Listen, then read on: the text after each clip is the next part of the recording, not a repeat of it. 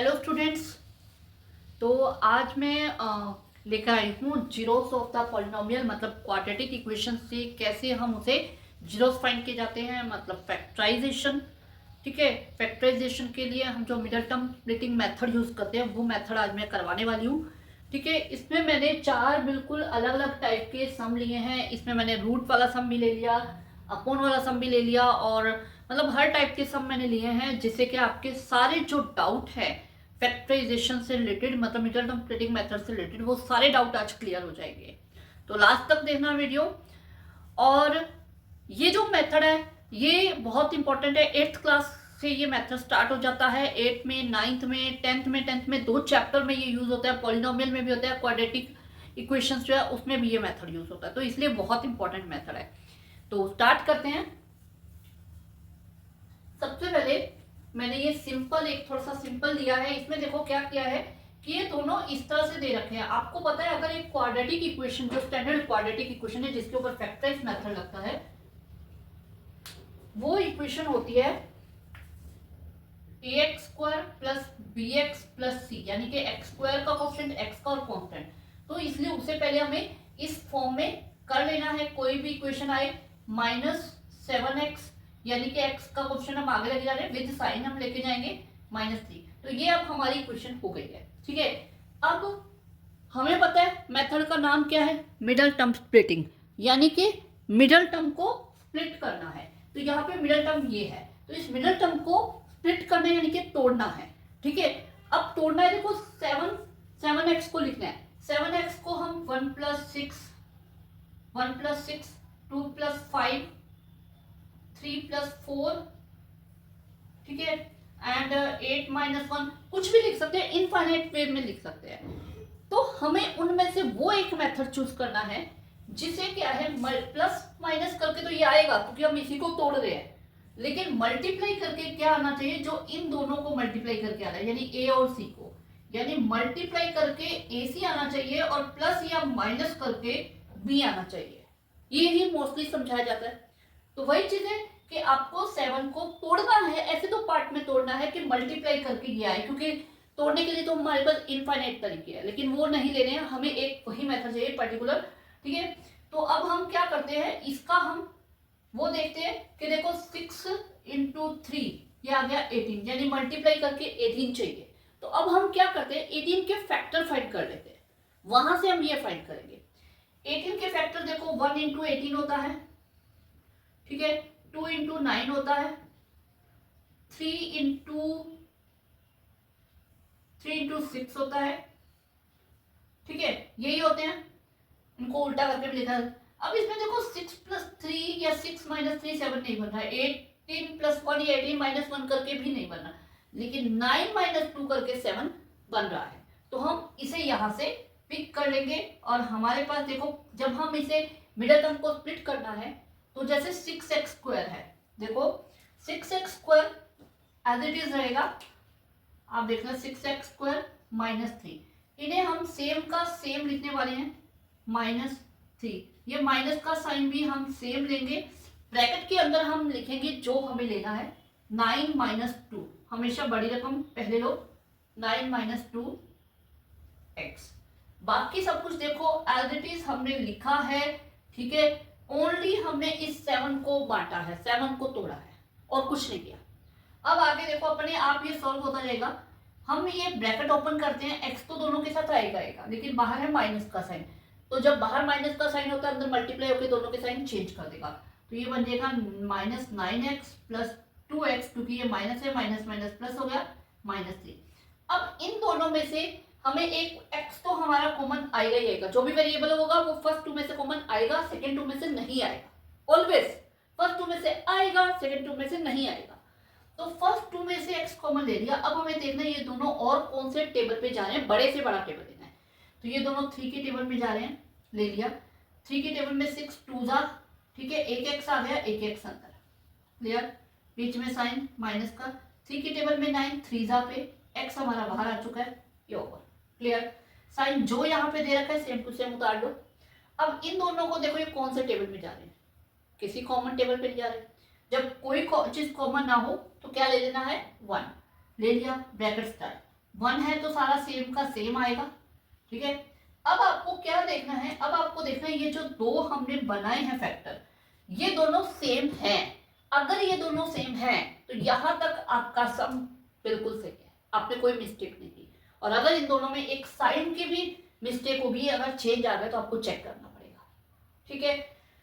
तो अब ये दोनों सेम है, देखो ये स्टेटमेंट है, ये स्टेटमेंट, इनमें से जो सेम है उसे हम कॉमन हम सेम को निकालते हैं, हमने कॉमन निकाल लिया। यहाँ हमारे पास क्या बच गया 3x, क्योंकि ये तो बाहर निकल गया तो हम 3x ले लेते। यहाँ पे ये बाहर निकल गया, बच गया +1।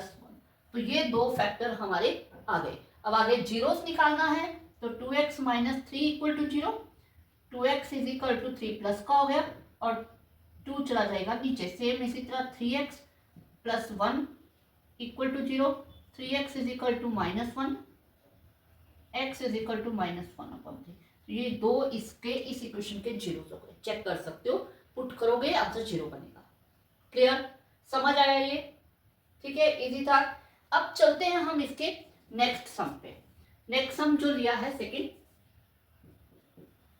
क्या लिया है मैंने, 2x² - x + 1/8। बहुत से बच्चे ये डिनोमिनेटर में जो 8 आ गया इसे देख के डर जाते हैं कि अब इसका हम कैसे करेंगे, ठीक है। बहुत इजी है, बहुत सिंपल है। जब भी डिनोमिनेटर में इस तरह से आ जाए, नहीं समझ आ रहा, अगर एक से ज्यादा डिनोमिनेटर्स में है तो उनका एलसीएम लो, उससे मल्टीप्लाई कर दो सारी इक्वेशन को। यहाँ पे एक ही है तो क्या करेंगे, 8 को पूरी इक्वेशन से मल्टीप्लाई करना है, अपने आप खत्म हो जाएगा। 8 × 2 = 16x², यहाँ पे कुछ नहीं है, 1 8 1 = 8, यहाँ पे 8 × 1/8, 8 × 0, ये कट जाएगा, ये आ जाएगा 16x², 8x + 1 = 0। बन गई इक्वेशन, क्लियर है, ठीक है। तो यहाँ पे फिर हमें वही मिडल टर्म स्प्लिटिंग लगाना है, यानी मिडल टर्म को बांटना है। तो किसमें बांटना है कि मल्टीप्लाई करके, जो इन दोनों को मल्टीप्लाई करके आ रहा है वो आए। तो 16 1 = 16, यानी मल्टीप्लाई करके 16 आए। अब 16 के फैक्टर हम ले लेते हैं, 2 × 8 होता है, 1 × 16 होता है, 3 के टेबल में नहीं जाता, 4 × 4 होता है, और किसी पे नहीं जाता। तो इसमें 8 कहाँ बन रहा है, क्लियर कट हमें दिख रहा है, 4 + 4 करके 8 बन रहा है। तो हम ले लेते हैं, पिक कर लेते हैं इसे। तो ये आ जाएगा 16x² - 4 + 4x, 8 को प्लस करके आ रहा है तो 4 + 4 + 1। क्लियर हुआ, ठीक है। अभी तक आई एम श्योर कोई प्रॉब्लम नहीं हुई होगी, ठीक है। तो 16x² - 4x, माइनस को अंदर मल्टीप्लाई की, दोनों प्लस के, साइन चेंज हो जाएंगे, दोनों माइनस के हो गए। अब वही फर्स्ट में से एक x कॉमन आएगा ही आएगा, और 4 के टेबल में दोनों जा रहे हैं तो 4 हमने कॉमन ले लिया, 4 के टेबल में 16 4 पे आता है, एक x अंदर आ गया, एक x बाहर आ गया, -4x पूरा का पूरा बाहर है। तो यहाँ पे क्या करें, 0 लगाए, नहीं 0 नहीं आएगा, यहाँ आएगा 1। ओके, मतलब हमें इस ढंग से बनाना है कि इस 4x को जब आप अंदर मल्टीप्लाई करोगे सेम यही बन जाएगा, ठीक है। अब इनमें से कुछ कॉमन नहीं आ रहा, ठीक है, तो वही हम 1 ले लेंगे। अब क्या है, जब यहाँ माइनस आया था, इस समय के यहाँ पे प्लस आया था तो अंदर हमने सेम रखा था, जब माइनस आया था तो साइन चेंज हो जाएंगे, ठीक है। माइनस का 4 है तो ये प्लस का हो जाएगा, ये प्लस का है तो ये माइनस का हो जाएगा, क्लियर, ठीक है। तो अब आप देख सकते हो कि आपके पास ये दोनों जो वैल्यूज हैं बिल्कुल सेम आई हैं, बिल्कुल सेम आई हैं, ठीक है। तो यहाँ तक हमारा सम सही है। अब इसे मैंने कॉमन ले लिया, यहाँ क्या बच गया 4x, यहाँ क्या बचा -1, 4x - 1। अब यहाँ से आप x = 1/4 एंड x = 1/4, ये दो जीरोस आ जाएंगे, क्लियर हुआ, समझ आया, आगे चलें।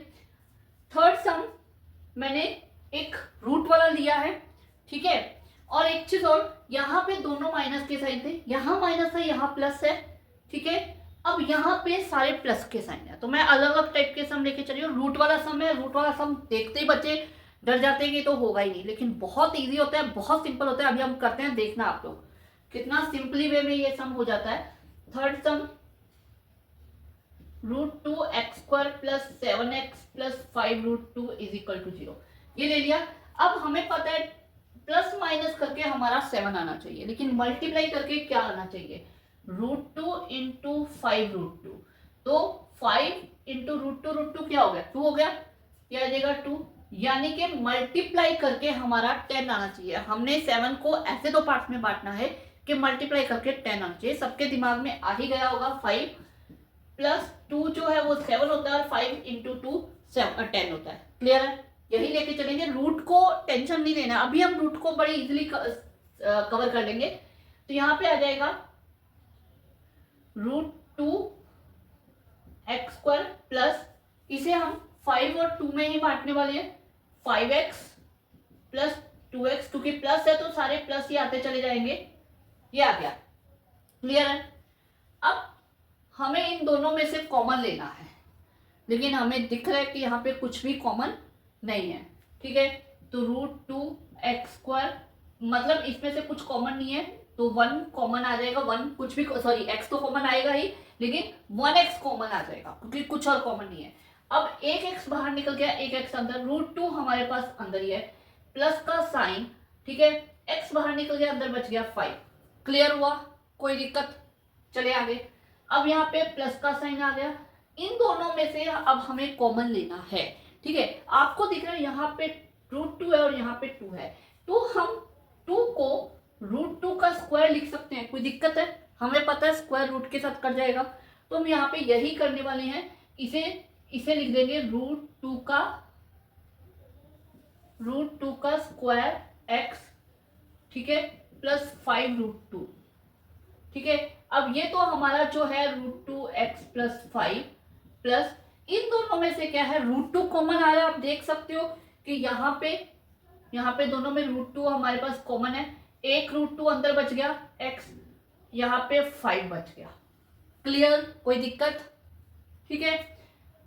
तो अब ये सेम है, तो हमारा सम बिल्कुल सही है, ये कॉमन निकल गया x प्लस √2, क्योंकि यहाँ x बचा था, यहाँ √2 बचा था, तो वही हमने ले लिया, ठीक है।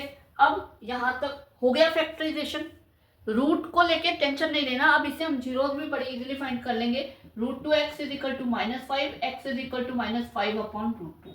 अब इसको अगर आपको फाइनल आंसर देना है तो इसको रेशनलाइज कर लो, ठीक है। उसके बाद x plus √2 is equal to 0, x is equal to -√2। Clear है, ठीक है, चले आगे। अब हमारा आ जाता है लास्ट सम में जो करवाने वाली हो, आप देख सकती हैं यहाँ प्लस है या माइनस है, बिल्कुल अलग लिया है, ठीक है। 2x² plus x minus 6 is equal to 0। अब इसमें क्या है, बीच में कुछ भी नहीं है, x के साथ कुछ भी नहीं है, तो कुछ भी नहीं कुछ भी नहीं है, तो यानी कि 1 है, यानी कि हमारा इसका ऐड या सब्ट्रैक्ट करके 1 आना चाहिए। तो डेफिनेटली ऐड करके 1 तो आएगा नहीं, सब्ट्रैक्ट करके आएगा। यहाँ पे ये बात तो क्लियर हो गई है। मल्टीप्लाई करके जब हम इन दोनों को मल्टीप्लाई कर रहे हैं तो हमारे पास 12 होना चाहिए। क्लियर, तो यहां से 4 - 3 1 होता है और 4 × 3 12 होता है। क्लियर है इतना, ठीक है। चलें, जब हमारी कोई छोटी वैल्यूज होती है तब तो आप सिंपल प्राइम फैक्टर करके इस तरह से फाइंड करके आप निकाल सकते हो, और जब अगर कोई बहुत बड़ी वैल्यूज हो, 100 आ गया, 200 आ गया, 500 समथिंग आ गया, कुछ आ गया, इस तरह से बड़ी वैल्यू आ गई, तो उसको क्या है, प्राइम फैक्टराइजेशन, एलसीएम का तरीका होता है ना, इस तरह से वो प्राइम फैक्टराइजेशन कर लो, तो वहां से आपको इसके फैक्टर मिल जाएंगे, ठीक है। तो यहाँ पे अब 2x² एज इट इज आ गया, हमें बीच वाले को 4 - 3 में बांटना है, तो ये आ जाएगा 4x - 3x - 6। क्लियर, कोई दिक्कत नहीं। अब हम इस ब्रैकेट को ओपन कर देते हैं, प्लस का बाहर प्लस का साइन है तो साइन अंदर सेम रहेंगे, ठीक है। अब इन दोनों में से एक x तो कॉमन आएगा ही आएगा, ऑलवेज ही आएगा, मैंने बोला ये फर्स्ट 2 में से, बाकी ये दोनों जा रहे हैं 2 के टेबल में, तो 2 हम एक और कॉमन ले लेते हैं। यहाँ 2 पूरा बाहर निकल गया, एक x बाहर निकल गया, अंदर बच गया x, प्लस 2 के टेबल में 4 जा रहा है, 2 पे x बाहर निकल चुका है। क्लियर, साइन माइनस का है।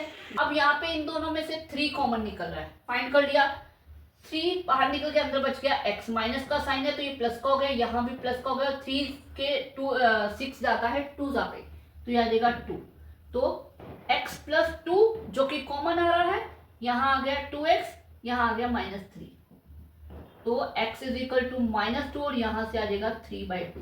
तो ये हमारे जीरोस फाइंड हो गए हैं। क्लियर, 4 बिल्कुल अलग अलग टाइप के सम लिए, यहाँ पे दोनों में माइनस था, इसमें थर्ड वाले में दोनों में प्लस था, यहाँ पे यहाँ माइनस था और यहाँ पे प्लस था, और फोर्थ वाले में इसके बिल्कुल ऑपोजिट था। रूट वाला सम मैंने ले लिया, अपॉन वाला सम, हर टाइप की मैंने ट्राई किया कि आपकी सारे डाउट फैक्टराइजेशन से रिलेटेड क्लियर हो जाए सिर्फ इस एक वीडियो में। ओके